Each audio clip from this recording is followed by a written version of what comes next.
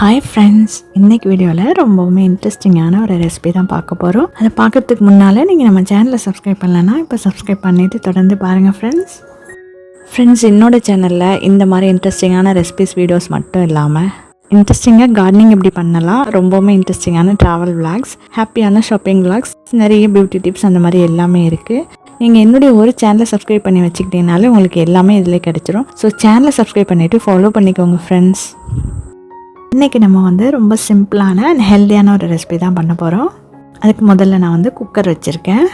அதில் 3 teaspoon oil சேர்த்துக்கிறேன். Sunflower oil தான் சேர்க்கணும். அதில் 2 பட்டை, 2 கிராம்பு, 2 ஏலக்காய் சேர்த்துக்கிறேன்.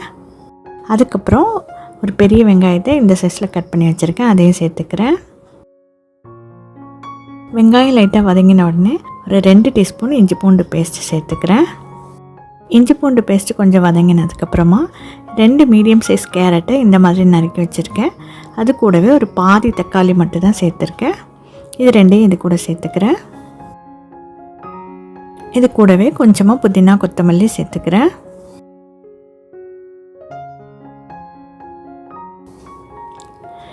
இது நல்லா வதங்கி வந்தவுடனே இதுக்கு தேவையான மசாலா சேர்த்துக்கலாம். நான் 1/2 டீஸ்பூன் மிளகாய்த்தூள் சேர்த்துருக்கேன், தனி மிளகாய்த்தூள்.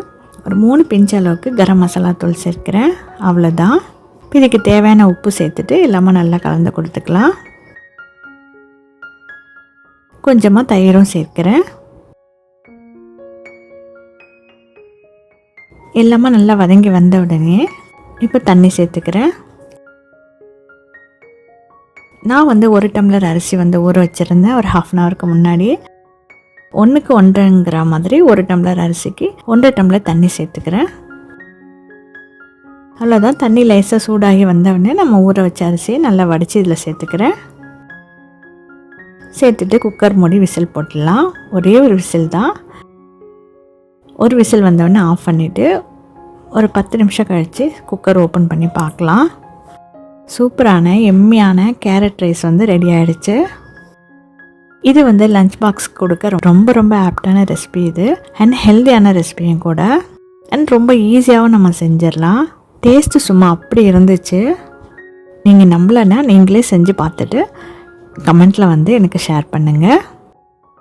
ஓகே ஃப்ரெண்ட்ஸ், இந்த ரெசிபி உங்களுக்கு பிடிச்சிருந்தா சின்னதாக லைக் பண்ணிடுங்க. மறக்காம உங்கள் ஃப்ரெண்ட்ஸ் அண்ட் ஃபேமிலிக்கும் ஷேர் பண்ணிவிடுங்க. இப்போவே சேனலையும் சப்ஸ்கிரைப் பண்ணிவிடுங்க.